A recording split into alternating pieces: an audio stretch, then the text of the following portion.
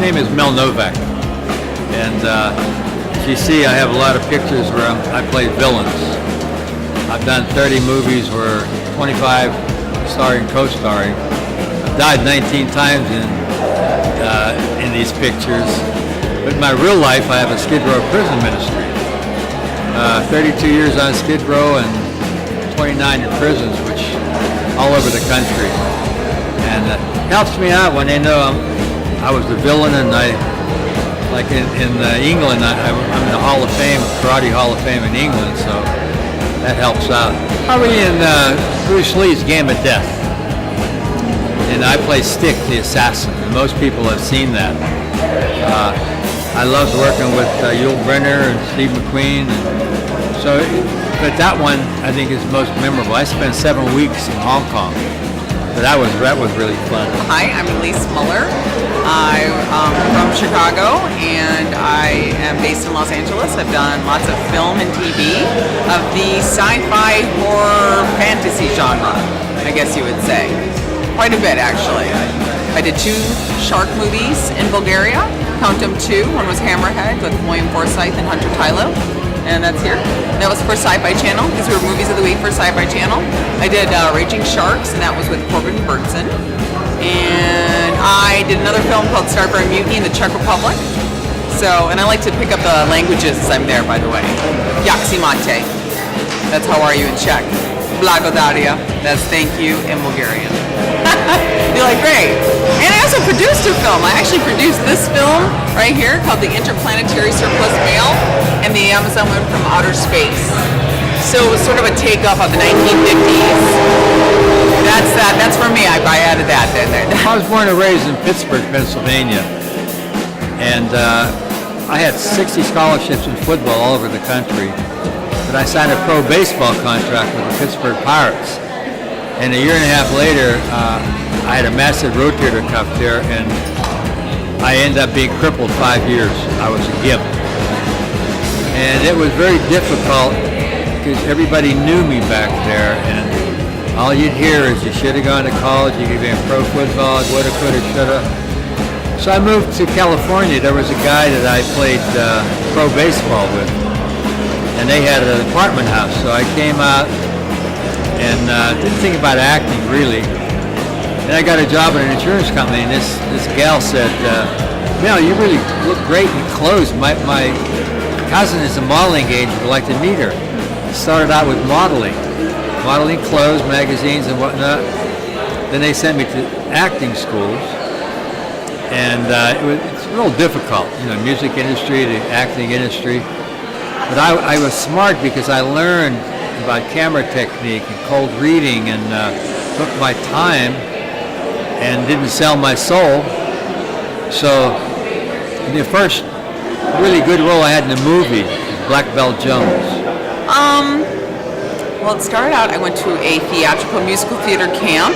So we did things such as Bye Bye Birdie, South Pacific, Plain and Fancy, West Side Story, and then I went to high school, and I was in acting in high school, and then I went to the University of Arizona, which I got a degree in acting, directing, and a double minor in radio, television, and art.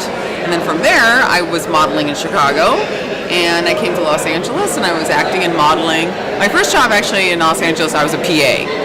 So I was schlepping the coffee and, making sure certain stars wouldn't drink. No, I don't know. But anyway, I've had every kind of aspect, I think, in the film industry that you could have. It's my first time at Pop Expo, and I'm having a wonderful time meeting a lot of very interesting people.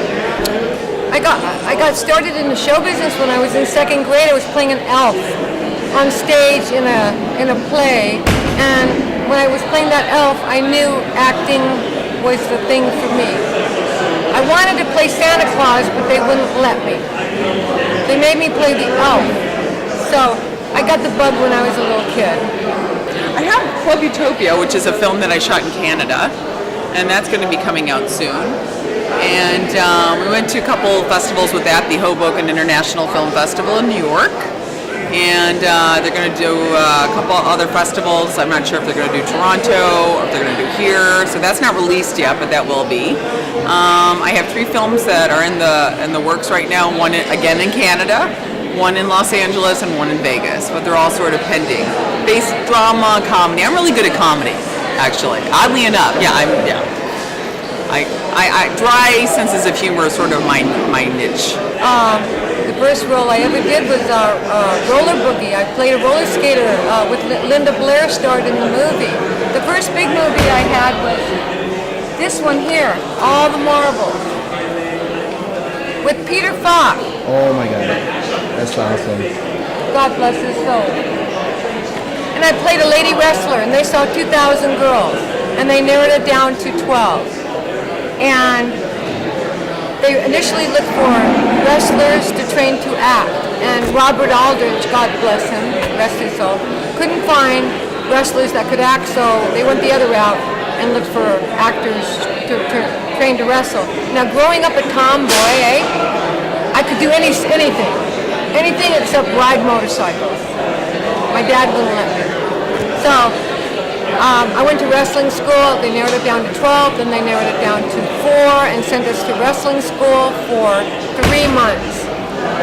The actor strike hit. After the actor strike hit, we had to go back and audition and wrestle.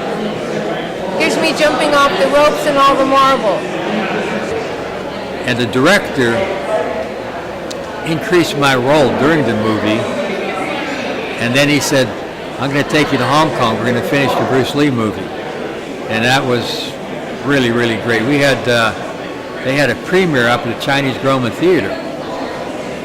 So that was a fun time, but that's the most memorable. Plus my fight scene in there started at 8 at night, ended up 8 in the morning.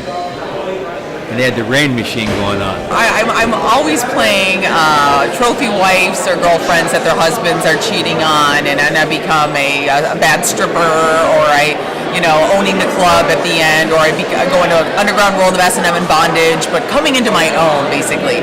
But in Club Utopia, which is a comedy, my husband is cheating on me because he has a foot fetish.